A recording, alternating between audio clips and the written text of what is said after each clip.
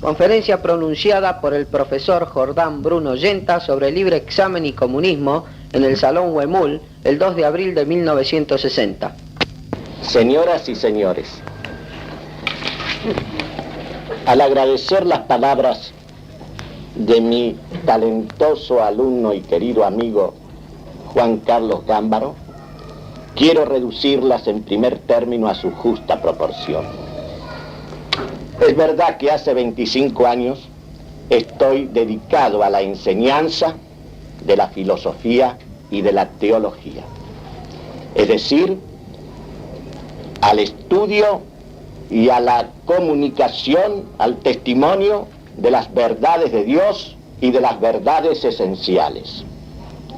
Y además, la proyección de esta luz en la existencia, en los problemas candentes de la política que están planteados a nuestra responsabilidad de católicos y de argentinos. Esos 25 años los he consagrado al testimonio de la verdad. Y lo que le pido a Dios es que me conceda perseverar hasta el fin de mis días en este testimonio y me ayude también a estar dispuesto a quedarme solo como otras veces, recordando que la verdad misma que se hizo carne y habitó entre nosotros, en la hora decisiva quedó enteramente sola. Sus discípulos, incluso aquel que más se había comprometido a estar a su lado en la hora de la prueba, lo negó 3 veces. Digo esto porque en realidad estamos viviendo en un mundo de farsa y de mentiras cotidianas. Y la verdad se hace cada vez más difícil. Vivimos en una hora de conformismos y en que una propaganda abrumadora nos confunde la mente y ablanda nuestro corazón.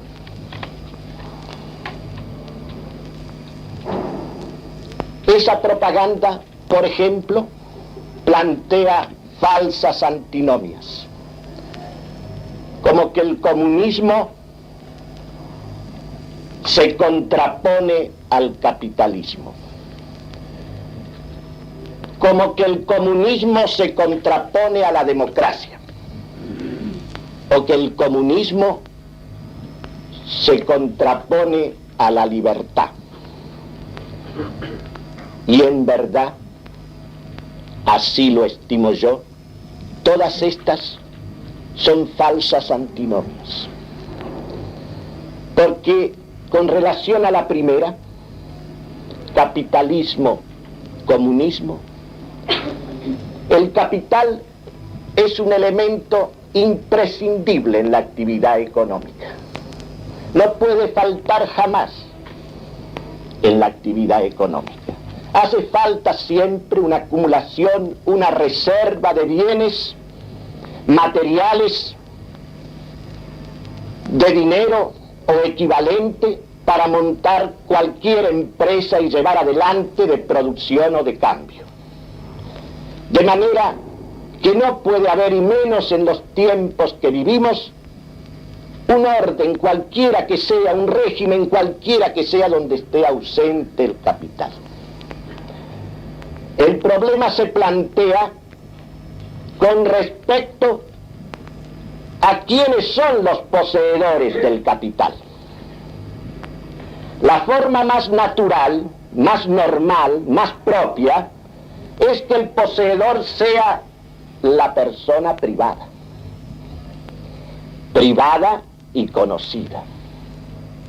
Por las razones que Aristóteles expuso hace 24 siglos y que Santo Tomás recoge en la Suma Teológica.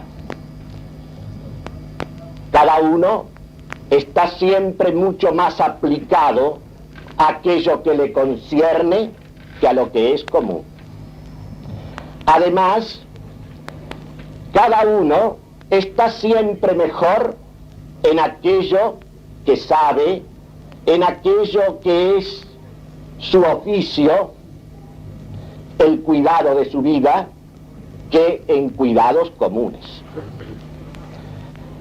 Y por último, cada uno está siempre más conforme con lo suyo. Pero hay otras formas de posesión del capital. Está esa otra forma de posesión privada, pero anónima, impersonal,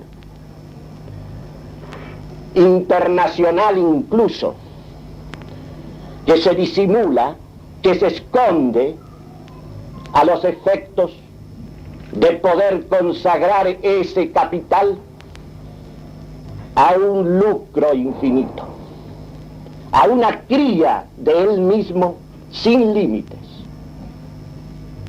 Esta forma del capitalismo financiero, sobre todo, que se oculta en la posesión anónima, es una forma anormal, antinatural, en la línea que también señaló Aristóteles.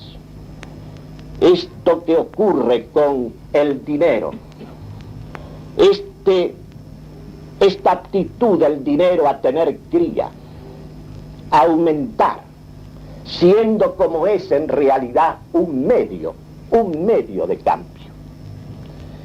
Y hay finalmente un capitalismo de Estado, en que el sujeto de ese capital es el Estado. Pues el poder comunista, el poder soviético, es una forma de capitalismo de Estado. Y además, en los hechos ha acontecido lo siguiente. El capitalismo financiero, los poderes financieros, los grandes banqueros y bolsistas han sido los que han financiado, los que han sostenido, los que han acompañado y acompañan hasta el día de hoy al poder comunista. Lenin y Trotsky, como es público y notorio, fueron financiados por la banca Kuhn-Lev and Company, la misma, hoy a cuyo frente está hoy un hijo del Lev de entonces, es la que ha obtenido las concesiones petroleras más onerosas y más inicuas para nuestra patria.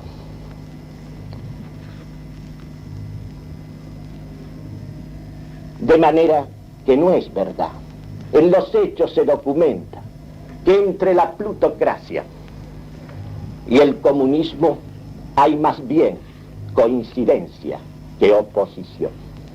Pasemos a la otra antinomia, la antinomia democracia y comunismo.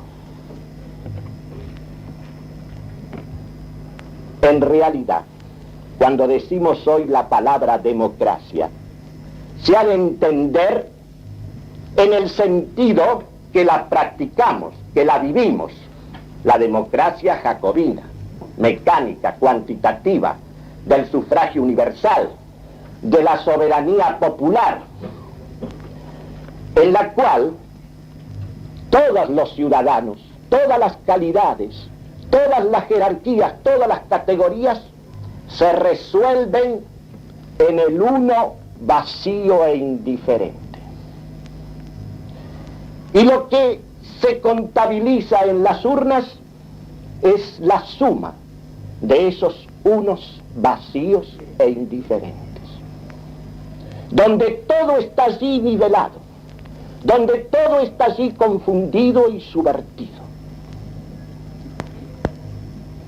Esta democracia es el vehículo del comunismo. Por eso, Marx y Engels en el manifiesto comunista dicen categóricamente así, al referirse a la organización del proletariado como clase en el orden nacional y en el orden internacional para la lucha contra la burguesía. Dicen lo siguiente: el primer paso de la revolución obrera es la constitución del proletariado en clase dominante, la conquista de la democracia. Pensemos en lo siguiente: dentro de un régimen en el cual todas las categorías, todas las calificaciones, todas las jerarquías desaparecen y todos, dirigentes y dirigidos, jefes y subalternos, peones y empresarios y técnicos, labradores y productores, son reducidos a unidades abstractamente iguales, sí, los que desempeñan en una sociedad las funciones de obediencia, de ser dirigidos, las menos calificadas, las menos responsables, suman siempre. Ese personal subalterno, no lo digo en sentido despectivo, sino en el sentido de la ubicación dentro de la sociedad, es una inmensa mayoría con respecto al conjunto de los jefes y de los dirigentes que naturalmente conducen toda sociedad. Si esa clase de llamada proletariado, que es el inmenso conjunto de los manuales del campo y de la ciudad, y el personal subordinado de todas las instituciones jerarquizadas, se organiza en clase para la lucha de clases, ¿cómo no va a conquistar la democracia? ¿Cómo no se va a constituir en la clase dominante? Es absolutamente evidente que incluso por la vía llamada legal y democrática se tiene que dar lógicamente este hecho, que podrá ser contenido aquí, desviado allá, pero necesariamente la dialéctica interna del proceso conduce necesariamente a esta situación, que los inferiores se van a constituir necesariamente en los dirigentes, no ellos mismos, sino a través de sus representantes.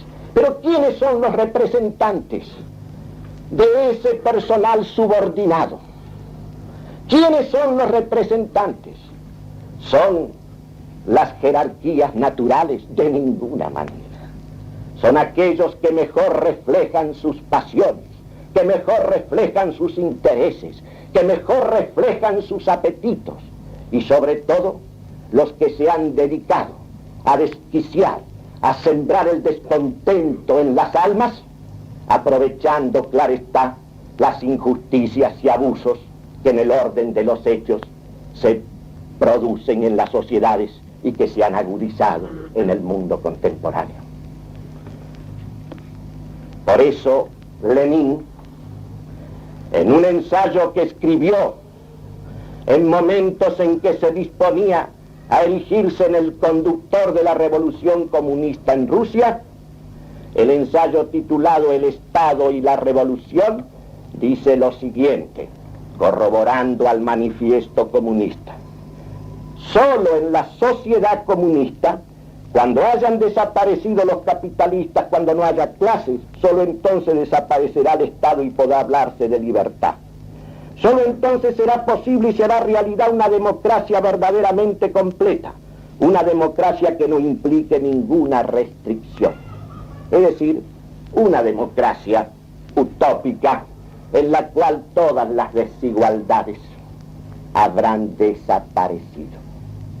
Los hombres liberados de la esclavitud capitalista, de los innumerables horrores, bestialidades, absurdos y vilezas de la explotación capitalista, se habituarán poco a poco a la observación de las reglas elementales de la convivencia, conocidas a lo largo de los siglos y repetidas desde hace miles de años en todos los preceptos. Y se acostumbrarán ahora en ese medio, en esa sociedad comunista, que será el producto de la dictadura del proletariado, se acostumbrarán a observar esos preceptos de la convivencia sin violencia, sin coacción, sin subordinación, sin ese aparato especial de coacción que se llama Estado. Y el Estado mismo habrá desaparecido.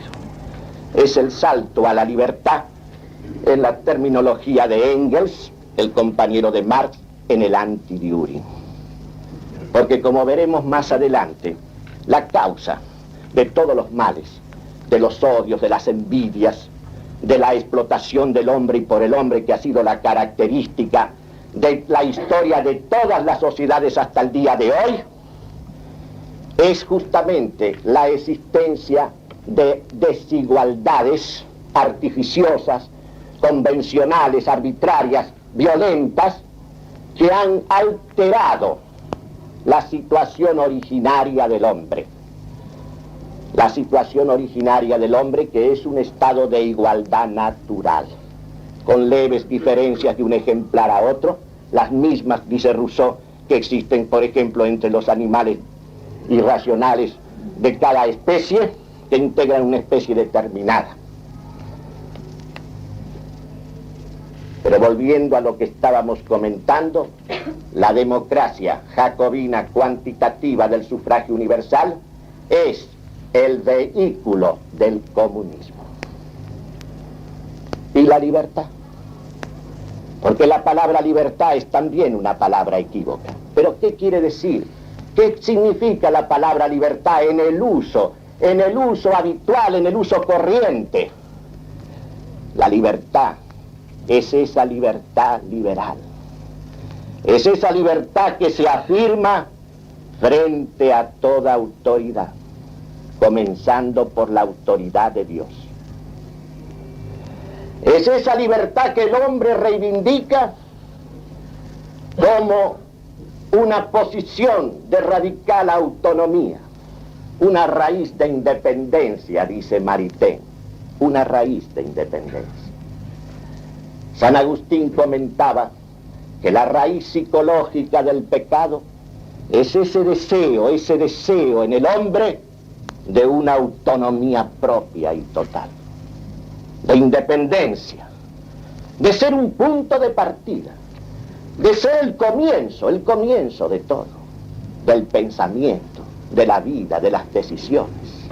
Y por eso, cuando el hombre se sitúa en el punto de vista de esta libertad, que es lo que históricamente se llama el libre examen, el derecho a juzgarlo todo, a criticarlo todo, a dudar de todo, a someterlo todo al juicio de su razón, y admitirlo o rechazarlo según salga aprobado o no. Cuando el hombre reivindica para sí esa libertad, vamos a ver en la dialéctica interna de la misma y en el orden histórico cómo esa libertad engendrado, engendra y engendrará siempre el comunismo.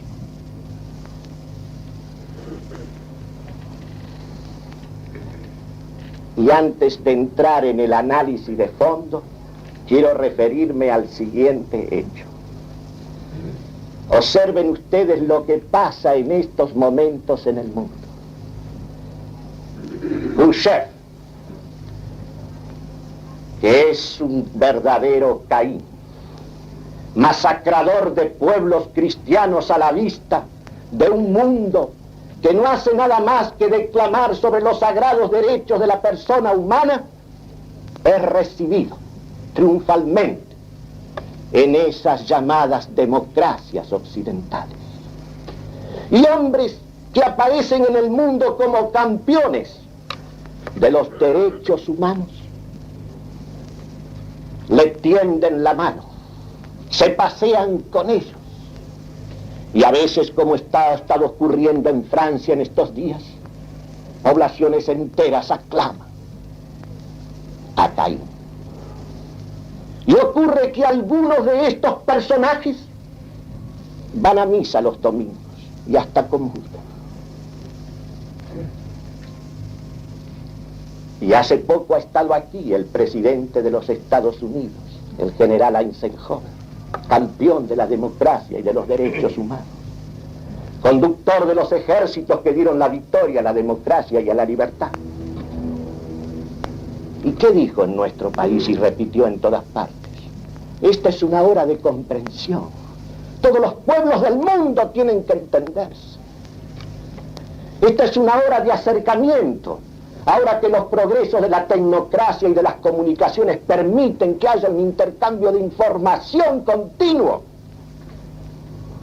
Y cuando nombró a los tiranos de la historia, nombró a muchos que lo fueron y otros que no lo fueron, pero se olvidó completamente de un Lenin, de un Stalin, de un Khrushchev. ¿Qué significa esto? ¿Qué significa este idilio, esta solidaridad en el hecho? Lo que significa para nosotros cristianos, para nosotros católicos, es lo que ha dicho el 7 de enero de este año el cardenal Ottaviani en un discurso pronunciado en Santa María la Mayor de Roma en ocasión de una misa para el pueblo de Hungría. Dice Ottaviani de este modo en un pasaje de su discurso: un cristiano que no siente más lo que es el anticristianismo no participa ya en la vida del cuerpo místico. Se puede ser el hombre más elevado en el rango social y estar muerto. Se puede todo salvo vivir en este estado de insensibilidad.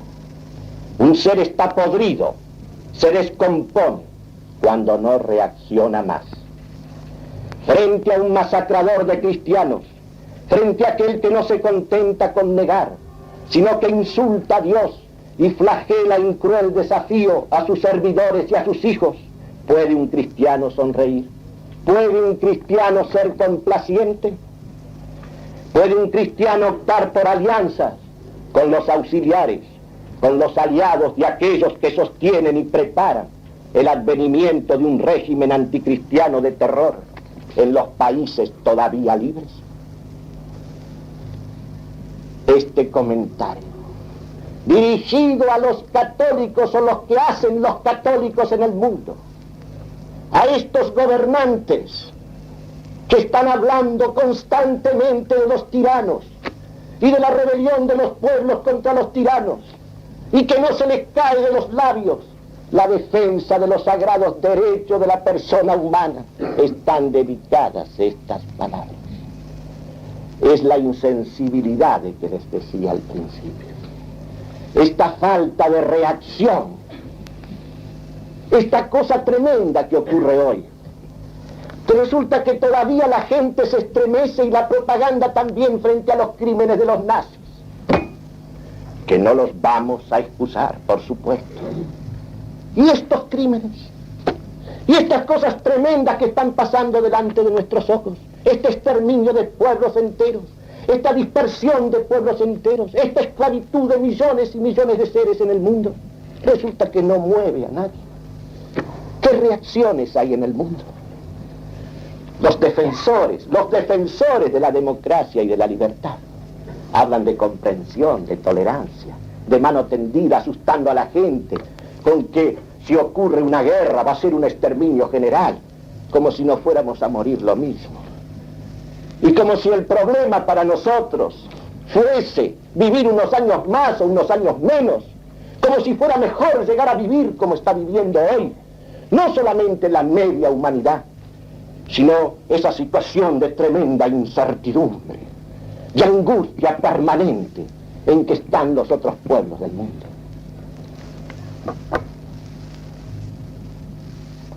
A fines del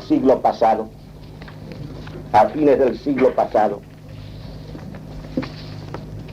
dos hombres de mente lúcida formularon presagios y vaticinios que se han cumplido del modo más riguroso y que son los que nos van a colocar en la verdadera cuestión del comunismo, que no es una cuestión económica, ni es una cuestión social ni política, es estrictamente una cuestión religiosa, una cuestión teológica. Uno de ellos, Dostoyevsky, le hace decir a uno de sus personajes de los demonios, a Chatov, lo siguiente: si en Rusia alguna vez hay una revolución, comenzará irremisiblemente con el ateísmo. Y a otro personaje de la misma obra, a otro de sus demonios, a Verjovensky, le hace decir lo siguiente: hacen falta una o dos generaciones más depravadas hasta lo inaudito. Eso es lo que hace falta. Y un poco de sangrecita fresca para que se vayan acostumbrando. Y voy a citar ahora el testimonio de Nietzsche. Nietzsche, en Más allá del bien y del mal, este hombre atormentado y tremendo, lleno de alternativas, de lucidez genial y de locura total, dice lo siguiente: sacrificar a Dios en aras de la nada, ese paradójico misterio de una extrema crueldad, será la obra de la próxima generación, y todos nosotros estamos en el secreto. Y nuestro siglo, que es el de la generación siguiente a estos personajes, ha realizado justamente esa revolución. Y la revolución en la escala mundial ha comenzado, como decía Chatov, con el ateísmo. O como decía Nietzsche, con el sacrificio total de Dios en aras de la nada. Porque la verdadera contraposición, el único antagonismo es el que existe entre comunismo y cristianismo, o mejor dicho, entre comunismo y catolicismo. Esa es la real antinomia, no hay otra. Por eso el comunismo no es un fenómeno asiático ni oriental. Es un fenómeno estrictamente occidental. Ahora se ha extendido en el mundo entero. Y la revolución comunista, en el orden ideológico, comenzó hace 4 siglos en Occidente. Comenzó en Alemania, en el momento en que un monje agustino, un monje discípulo, al menos en la orden de San Agustín, renegó de Cristo y de su iglesia, a la cual pertenecía como sacerdote para la eternidad. Hubo siempre herejías, y las habrá seguramente siempre. Pero una herejía se convierte en una cosa tremenda cuando el poder político la abraza. Porque entre la política y la religión existe una entrañable solidaridad. Cuando Constantino se convirtió al cristianismo, todo el imperio romano se hizo cristiano. Cuando el príncipe Vladimiro se convirtió en Rusia al cristianismo, todas las Rusias se hicieron cristianas. Cuando los príncipes alemanes abrazaron la rebelión de Lutero, la Reforma se constituyó en una fuerza tremenda. Porque la política es indivisible de la religión, o de la antirreligión. Por eso toda política, cuando deja de ser religiosa, se hace irreligiosa.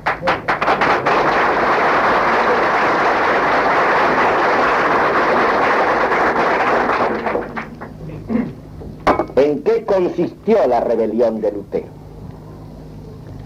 El verdadero sentido de esa rebelión es desintegrar a Cristo en la convicción, en el pensamiento. Es dividir a Cristo, porque ese es el secreto, la clave de toda herejía. Lutero dice: solo la fe justifica sin las obras. El único agente de la salvación es Dios. El hombre no es libre en absoluto para el bien. Hagas lo que hagas en la vida, si estás entre los llamados y justificados, te salvas. Si estás entre los condenados, te pierdes. Cristo ha sido disuelto, ha sido dividido. Lo eterno ha sido dividido de lo temporal. Esta vida temporal no tiene nada que ver con la vida eterna. El mundo del hombre no tiene nada que ver con el mundo de Dios. Tendrá que ver el hombre después de esta vida. Pero en esta vida no tiene nada que ver. Ya está resuelto lo que le va a acontecer en la eternidad. La libertad del hombre está dividida de la gracia. Cristo ha sido partido, ha sido dividido en el pensamiento de Lutero. Y este es el verdadero origen del comunismo. Porque el comunismo no es nada más que nihilismo puro. El comunismo es la confusión de todo con todo. Es la subversión de todas las jerarquías y de todas las distinciones. Es la nivelación en lo ínfimo, en la materia indeterminada e informe. Y esta es algo, todas estas consecuencias están encerradas en el momento en que nosotros rechazamos a ese Cristo. Lo rechazamos como empezó rechazándolo Lutero, dividiendo lo divino de lo humano, dejando lo humano librado enteramente a sí mismo. Esta división se reflejó después en el plano filosófico en Descartes, padre de la filosofía moderna. Descartes separa enteramente las verdades de la fe, o sea, las verdades reveladas acerca de los misterios de Dios, de las verdades de la razón. Y lógicamente, una vez que la inteligencia humana ha sido dividida de la fe es para entender. La fe es una gracia de Dios para aumento de la inteligencia del hombre en las cosas que son primordiales y que son fundamentales, que son las cosas de Dios, que son las cosas del alma y las cosas del destino del hombre. De tal manera entonces que la fe es algo para potenciar la mente en aquel fin para el cual ha sido creada por Dios. Si yo divido la fe de la razón, so pretexto de que la razón fue sirvienta de la fe o de la religión, como si el hecho de estar subordinada a lo que viene del mismo Dios no fuera justamente el lugar propio, no fuera justamente el estado mejor que se puede anhelar.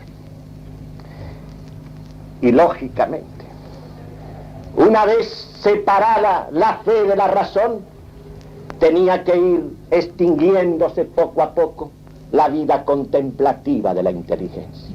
Y la inteligencia tenía que promoverse cada vez más exclusivamente en el manejo y en el uso de las cosas temporales. La inteligencia está hecha para conocer a Dios y para conocer las esencias de las cosas. El sentido de la inteligencia es la contemplación, la celebración, el testimonio de la verdad y el servicio de aquellas verdades de Dios que son para servir. Hay una parte de la inteligencia, por lo mismo que el hombre es una inteligencia carnal, que se aplica a la administración de las cosas temporales y mudables. Esa parte de la inteligencia que se aplica al conocimiento de las verdades para usar, que son las verdades que estudian las ciencias exactas y experimentales de los fenómenos, es una parte subordinada, que no tiene ninguna función para lo trascendente del hombre. Tiene significado para la satisfacción de las necesidades transitorias de la vida, pero son verdades que no le dicen nada al hombre, ni de la verdad, ni del error, ni del bien, ni del mal, ni de lo mejor, ni de lo peor, ni nada acerca de su destino. Vivimos en una época de vulgaridad tan extrema que la gente se cree que porque está ganando los espacios siderales aumenta en algo el conocimiento de su destino. Si uno abre hoy un diálogo de Platón o las confesiones de San Agustín, sabrá allí cosas definitivas acerca de lo que el hombre es y el fin para el cual el hombre existe. Pero usted yendo a velocidades vertiginosas por todos los espacios, no avanzará absolutamente nada en el conocimiento de las cosas que son esenciales y fundamentales para la vida del hombre.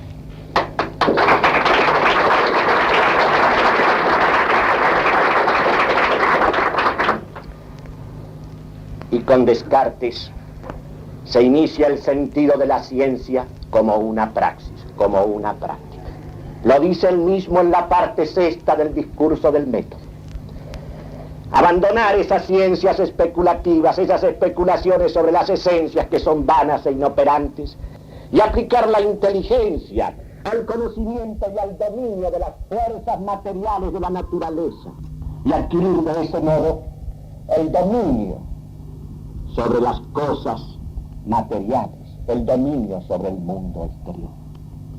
Y la verdad es que la ciencia conducida en ese sentido ha tenido progresos realmente maravillosos, pero que al hombre no le significan absolutamente nada para lo que es fundamental. El problema del hombre se plantea lo mismo en la edad de piedra que en la edad del átomo. Lo mismo es que usted vaya en una carreta, que usted se deslice en un avión supersónico para lo que es fundamental. Esto es algo que ya las gentes llamadas ilustradas el sentido de estas cosas lo han perdido.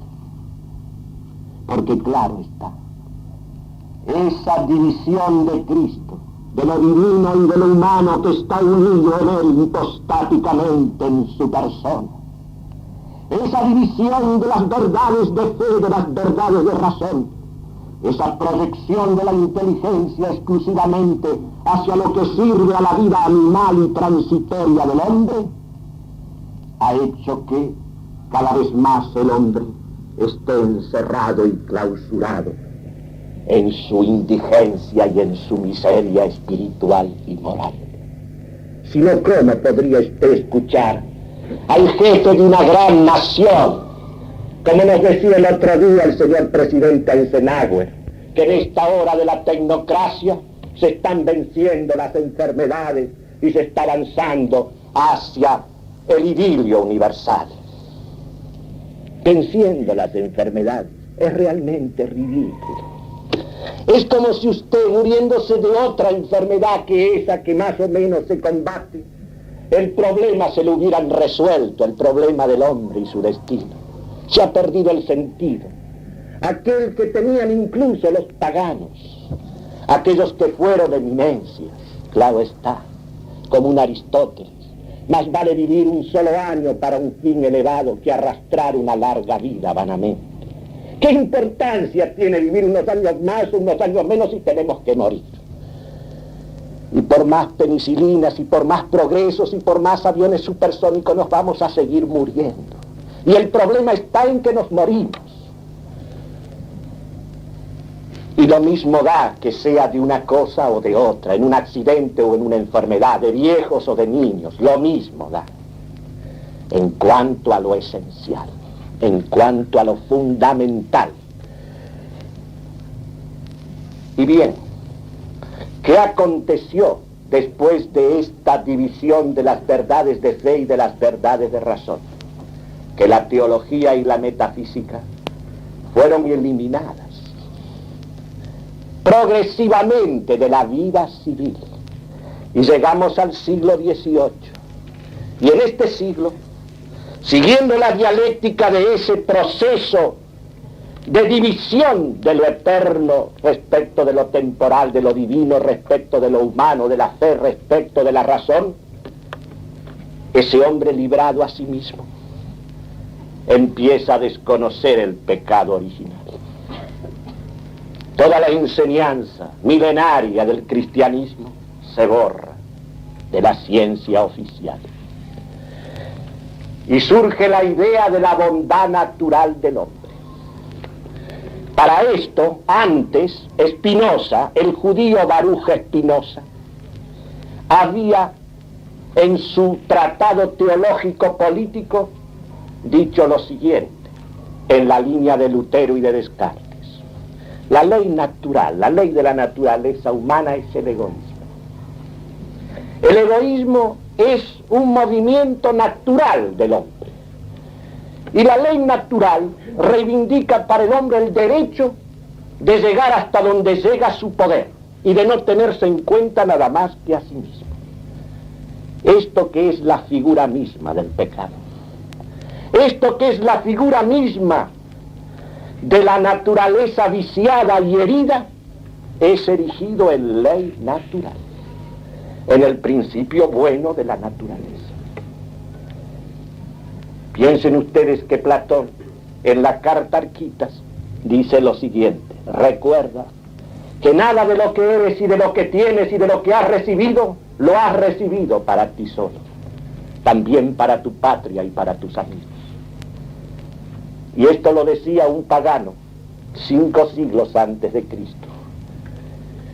Y 17 siglos después, en nuestro mundo cristiano, se hace del egoísmo la ley natural en el hombre. Enseguida de esto, Locke, Rousseau, la bondad natural.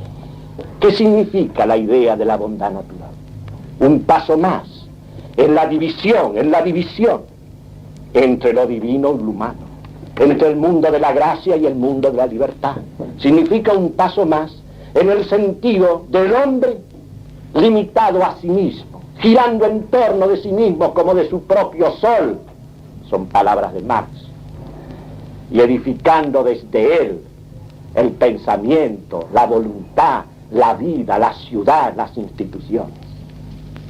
Y así tenemos el planteo de la democracia jacobina, sobre la base de una supuesta bondad natural del hombre, sobre la base de una supuesta y primaria igualdad entre los hombres, sobre la base de una fraternidad posible cuando estén suprimidas las desigualdades arbitrarias que se han creado a lo largo de la historia. Porque la desigualdad, la diferencia engendra odio. Suprimes las desigualdades, suprimes lo mío y lo tuyo, suprimes jefe y subordinado, suprimes director y dirigido, suprimes maestro y discípulo, y entonces todo emparejado y nivelado tendrás la fraternidad. Y en esa forma se plantea esta cosa monstruosa que es la verdadera revolución contra Cristo y el orden natural que lo refleja a Él. En lugar del sentido de sociedades naturales, de sociedades que son exigencias de la naturaleza humana, confirmadas por la ley divina, como la familia, como el mismo Estado, la sociedad política, la sociedad perfecta en lo temporal, es reducida a esta cosa artificiosa, convencional e histriónica que significa convertirla en una asociación libre, en el fruto de un contrato y de una convención. Poco a poco todo ha ido siendo mediatizado a la libertad humana. Poco a poco el hombre se ha constituido en el punto de partida, en el comienzo absoluto. Lo mismo en el orden religioso, de ahí las variaciones infinitas del protestantismo. En el orden filosófico, las variaciones infinitas del subjetivismo, del idealismo, del inmanentismo en todas sus formas. Y en el orden político, todo va a ser mediatizado a esa libertad, a ese principio absoluto en que se ha erigido el hombre. La familia va a ser un contrato que se ata y se desata a voluntad. La sociedad civil va a ser también un contrato. Las clases van a ser también convenciones de intereses, de coincidencias, de intereses, de grupos, de partidos, etc. Y poco a poco se han ido derrumbando, se han ido derribando todas las cosas que nombran a Dios, que nombran al Verbo creador y redentor. Todas las distinciones y todas las jerarquías se han ido suprimiendo. Viene la confusión de todos los credos. Todos los credos son igualmente, relativamente válidos. Todos los pensamientos y todas las opiniones son igualmente válidos o inválidos. Y las sociedades, donde el hombre tiene que desarrollar su vida y su personalidad, son también convenciones y arbitrariedades humanas.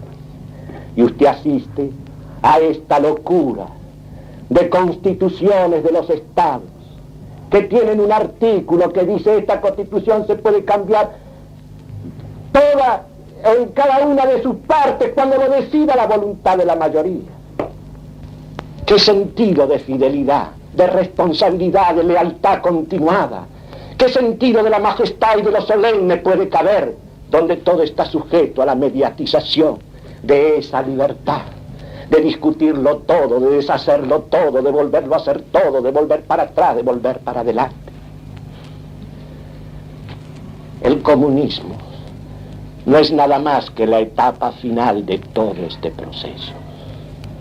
El comunismo tuvo ya su primer ensayo histórico, y voy a apurarme porque tengo que terminar. El comunismo, que es, repito, un fenómeno originario de Occidente, tuvo su primer ensayo histórico inmediatamente después de Lutero. La primera revolución comunista que hubo en el mundo fue la que se produjo en la Baja Alemania entre 1524 y 1535. La revolución del comunismo anabatista, que arrastró a los campesinos que vivían efectivamente expoliados por los señores feudales de Alemania a una rebelión. Rebelión iniciada y gestada por los discípulos de Lutero. Tomás de Münzer fue el jefe de esta revolución. Un programa de democracia popular y de comunismo integral, cuya concreción efectiva se desarrolló entre los años 34 y 35 en la ciudad de Münster, bajo la tiranía de Juan Matis I y luego del famoso Juan de Leyden, tabernero y sastre. Fue como todo ensayo comunista: confiscación y exterminio, terror puro. Y cuando las fuerzas de los príncipes alemanes y del obispo pudieron entrar a sangre y fuego en Münster, Juan de Leyden, antes de ser llevado al cadalso, fue interrogado por el obispo de la ciudad.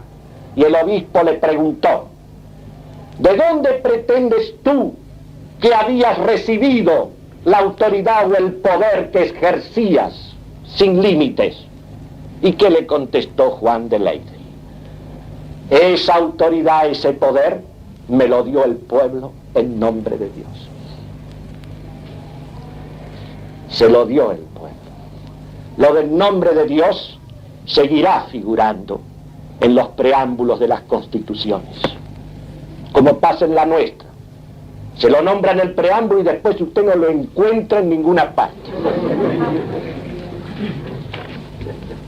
Este fue el primer ensayo comunista. El segundo siguió a la Revolución Francesa. Fue el terror jacobino, el terror comunista entre los años 1793 y 96, que culminó en el intento frustrado del famoso Graco Babeuf con su Manifiesto de los Iguales. Después estuvo el ensayo que no alcanzó a concretarse del año 1848. Luego se implantó el comunismo precariamente en las comunas de París en 1871 con las características de siempre. Y en lo que va de nuestros siglos tenemos la revolución comunista en Rusia frustrada en el año 5, la revolución triunfante en escala mundial del año 17 y luego los sucesivos conatos en diversas partes del mundo, en México, en España y en la América Latina, en la América del Sur, lo tenemos en el día de hoy en pleno desarrollo. Cuba, Bolivia, Venezuela y también está en pleno desarrollo en nuestra escarnecida patria. El comunismo es nihilismo puro. Comunismo es sencillamente la negación y el odio a todo lo que es distinción y jerarquía. En todos los terrenos. En el orden de la inteligencia, en el orden de la acción, en el orden político, social, económico, en todo. Para el diagnóstico del comunismo basta simplemente saber si se realiza aquello que dice Santo Tomás. No es dignificar el orden de las cosas, exaltar lo inferior en detrimento de lo superior.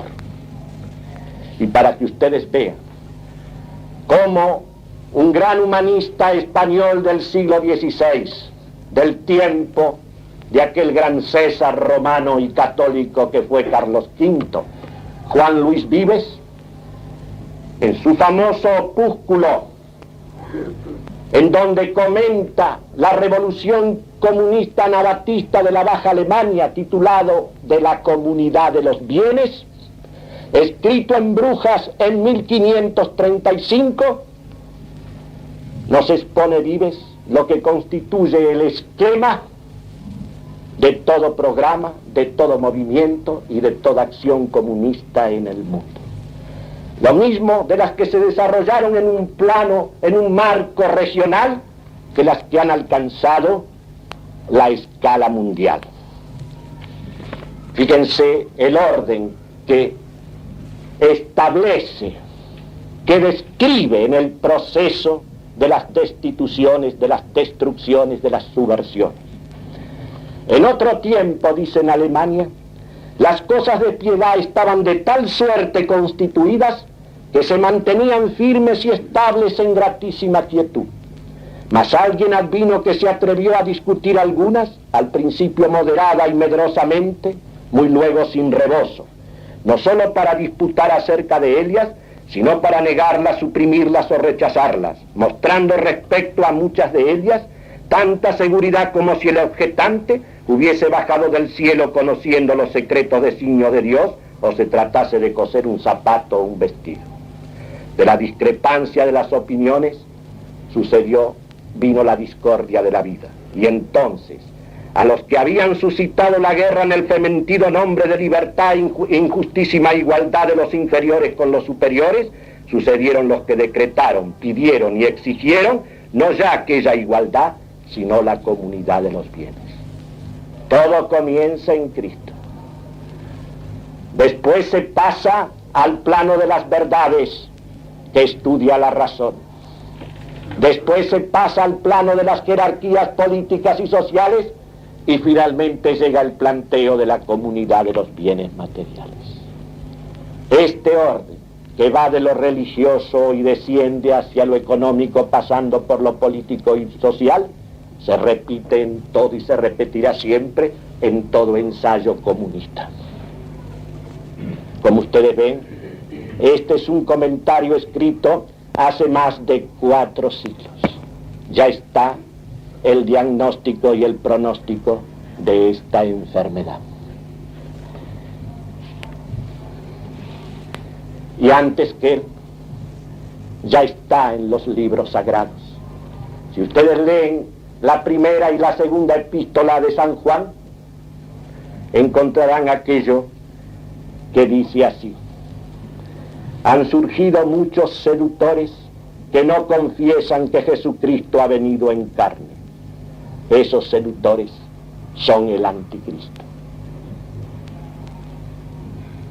Hay quienes no confiesan que Jesucristo ha venido en carne. ¿Qué significa que Jesucristo haya venido en carne? Dios, creador del mundo, decide por un amor igual a sí mismo, porque el amor en Dios es el mismo Dios, es igual a Él, descender en su Hijo hasta el universo creado. Y elige, porque el amor es preferencia y distinción como todo. Elige entre todas las criaturas del mundo visible e invisible, lo elige al hombre. El hombre que participa de los dos mundos por el cuerpo y por el alma. Y entonces él, que como dice San Agustín, lo ha creado al hombre sin el hombre, pero no salva al hombre sin el hombre, ya tenía dispuesta y preparada a la criatura que iba a participar y colaborar activamente en la encarnación y en la redención. Y le solicita por el ángel su consentimiento. Y en ese sí de María está toda la creación diciéndole sí a Dios. Y el Hijo de Dios nace en la carne, como nacemos todos los mortales, todos los hijos del hombre. ¿Y para qué viene la carne? Sino simplemente para levantar, para volver a reunir a la criatura que se dividió de él por el pecado, para poder reunirla. Y está reunida, está unida en él, en la persona divina, en la unidad de las dos naturalezas. Y desde ese momento, digamos así, se ha quedado con el hombre. Cuando él subió a los cielos después de morir por el hombre, vino el espíritu de él, vino el amor de él. El amor de Dios es igual a él. Él se da con todo él, con un amor igual a sí mismo. Por eso el espíritu es persona igual a las otras. Y todavía, para acompañarlo al hombre y asistirlo siempre, dejó la iglesia fundada por él. Prolongación de la encarnación y de la redención. Y todavía hizo más. Se colocó por la transustanciación, se transfigura, se transforma, se convierte en el pan y en el vino, para asistir y nutrir al hombre. Comprendan ustedes que esto lo ha hecho Dios por amor y por misericordia. Porque el hombre ha quedado disminuido, ha quedado debilitado, ha quedado de tal modo, no es que su libertad le falte totalmente incluso para el bien, pero no puede elevarse por sí solo, necesita esa ayuda, y esa ayuda está ahí junto a él, al lado de él, nutriéndolo, levantándolo. Lo único que le pide es lo que le pidió a María: el consentimiento, el asentimiento. Esta colaboración, esta participación del hombre, cuando el hombre se la niega y lo divide a Cristo en su conciencia, en su pensamiento, en su conducta, en su vida, en la ciudad, en todo, el hombre librado a sí mismo no puede ser más que protagonista de destrucciones y de subversiones y de desórdenes. Por eso ustedes lo ven. Hace 2 siglos, como dice Morras, que se proclamó la fraternidad humana. Y es evidente que las carnicerías más espantosas de la historia se vienen desarrollando desde entonces. Las 2 últimas guerras las ganó la libertad. Y ustedes ven que los progresos de la esclavitud son pavorosos. Se habla de la igualdad y las desigualdades más monstruosas. Mientras se destruyen las jerarquías y distinciones naturales, se agrandan hasta lo monstruoso las desigualdades más artificiosas, más convencionales. Y entonces, porque ya tenemos que irnos, ¿cuál es la salida? La salida es simplemente el camino de retorno de la separación a la unidad, de retorno a la unión con Dios en ese Cristo, en Cristo y en María. ¿Por qué los que han dividido a Cristo desconocen también a María? Porque María es la presencia, es la evidencia permanente de esa colaboración, de esa contribución activa de la libertad de la criatura a los designios de la misericordia divina. He visto que en estos días se han reunido congresos de damas en esta ciudad para estudiar los problemas de la mujer. Uno tendría que decir, vuelvan los ojos a María, contemplen a María, estudien a María y sabrán lo que es ser mujer y cuál es el papel de la mujer sobre la tierra.